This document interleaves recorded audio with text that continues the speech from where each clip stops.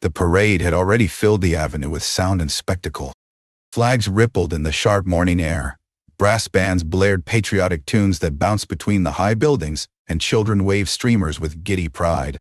Veterans marched in neat lines, some with their uniforms pressed and medals gleaming, others walking slowly with canes, each step weighted by the years behind them. Families cheered from the sidewalks, calling out names, holding up homemade signs. Near the middle of the procession, one figure stood out, not because of grandeur, but because of fragility. An older man, his shoulders stooped, his eyes clouded white with blindness, stepped carefully onto the street. He wore his dress uniform, though it no longer fit perfectly, the sleeves a little too long, the jacket sagging against his frame. A white cane tapped softly before him, the sound almost lost in the thunder of drums and applause. Each step was deliberate, hesitant. The crowd's cheering softened as they realized he was walking alone. A few whispered. A child asked her mother, "Why is he by himself?" Others held their breath, afraid he might stumble on the uneven pavement. But the veteran kept going. His lips moved silently, perhaps reciting a prayer or recalling a cadence he once marched to. The cane touched the ground, lifted, touched again. Behind dark glasses, his sightless eyes faced forward, unyielding. The parade surged around him, but he seemed both inside it and apart from it, brave, determined, vulnerable. And then, from the side of the street, another figure stepped forward. The tomb guard moved without hurry, his plain coat blending with the crowd at first, but his bearing unmistakable.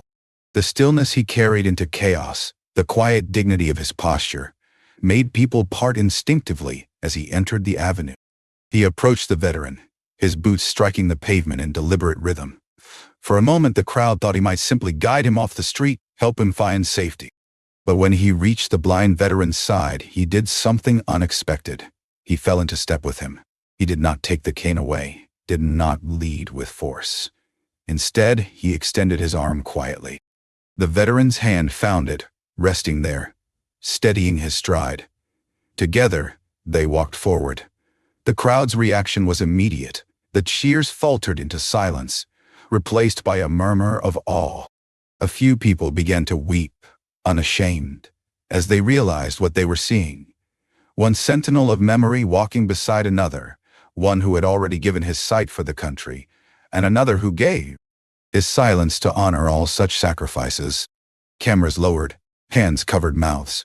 The veteran's steps grew steadier, with the guard's presence beside him. His back straightened slightly, his pace found rhythm again.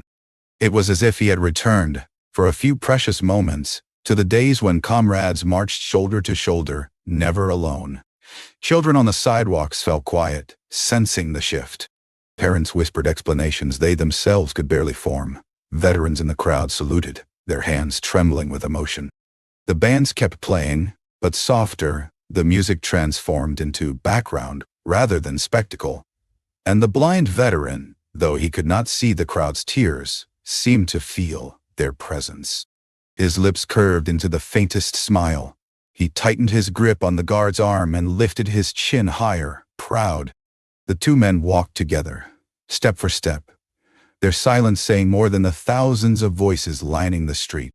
And though no one yet knew the deeper reason why the guard had chosen to step forward, every witness understood that they had seen something rare and sacred.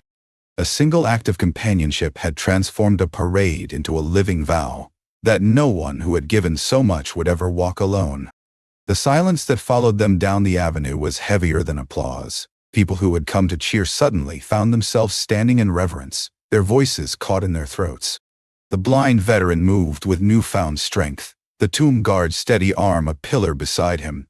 Every step echoed with meaning, louder than any marching band. As they approached the grandstand, where officials and dignitaries sat watching, the mood shifted even more. The mayor rose from his chair, his hand pressed over his heart. A general beside him snapped to attention and saluted, his jaw clenched to hide the tremor in his lips. The entire reviewing line followed, politicians, soldiers, civilians alike standing in silence as the two men walked past. The veteran could not see any of it, but he seemed to sense it. He whispered something under his breath, and the guard, leaning slightly, caught the words. "I thought I'd forgotten what it felt like. to march with a brother. The guard's face did not change, but his grip on the man's arm tightened ever so slightly. A silent promise, you are not forgotten. His head tilted slightly upward, his blind eyes facing the sunlight. A smile flickered at the corner of his mouth, fragile but radiant. A young boy tugged at his father's sleeve and asked, "Why are they walking together?" The father knelt, his own eyes shining, and whispered, "Because no soldier should ever walk alone." When they reached the end of the parade route, the guard guided the veteran gently to the edge of the street. The crowd followed them with their eyes, some openly weeping now.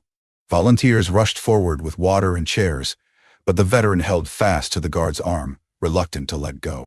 Finally, he turned his sightless eyes toward him and asked softly, "Son, why did you come to me?" For the first time, the guard spoke at length. His voice was low, but every word carried. "Because once, I watched you stand at the tomb. You couldn't see it, but you stood straighter than any of us. You lifted your head and saluted into silence. I promised myself then that if ever I saw you again, I would not let you stand alone. Today was that day." The veteran's lips trembled. He gripped the guard's hand with both of his. "I thought no one noticed." "We always notice," the guard replied. "That's what guarding means." Those nearby who overheard wept harder, unable to contain it. Reporters captured the moment, but even their cameras seemed humbled, as though unworthy of the story unfolding.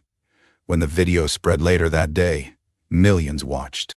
Comment sections filled not with arguments, but with stories. Children writing about their grandfathers, widows recalling names carved in stone, strangers sharing how they had once seen someone walk alone and regretted not stepping forward.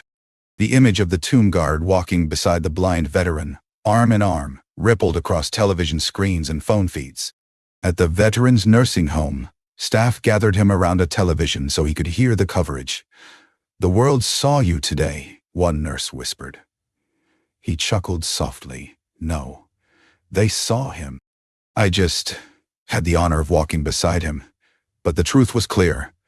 Both men had given something. The veteran had given his sight, his youth, his courage. The guard had given his silence, his steadiness, his presence. Together, they had given the world a lesson. Weeks later at a school assembly, children sang a song of remembrance. One boy raised his hand and asked, "Why do tomb guards never move? Why do they stay so still?" The teacher smiled sadly and answered, "Because sometimes stillness is the loudest voice. But sometimes, when the world needs it, they step forward and walk beside someone who cannot see." The story became part of local lore, then national memory. Parades that followed included moments where veterans who could not march alone were paired with companions, sometimes soldiers, sometimes children, sometimes strangers. They called it the Walk of Memory, and every step carried echoes of that day when silence chose to walk. As for the guard, he returned to his post. Yet those who had seen the parade knew. Behind that stillness was a man who could move when it mattered, whose step beside a blind veteran had reminded a nation of its duty to the living as well as the dead.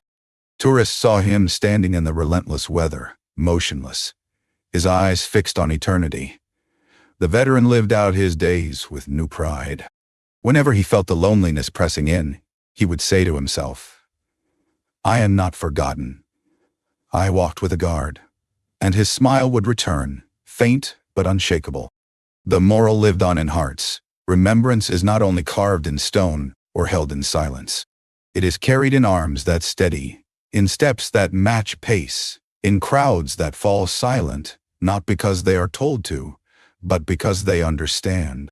And whenever people saw a blind man tapping his cane down a street, many remembered that day. And some, recalling the lesson of the guard, would step forward not to lead, but to walk beside.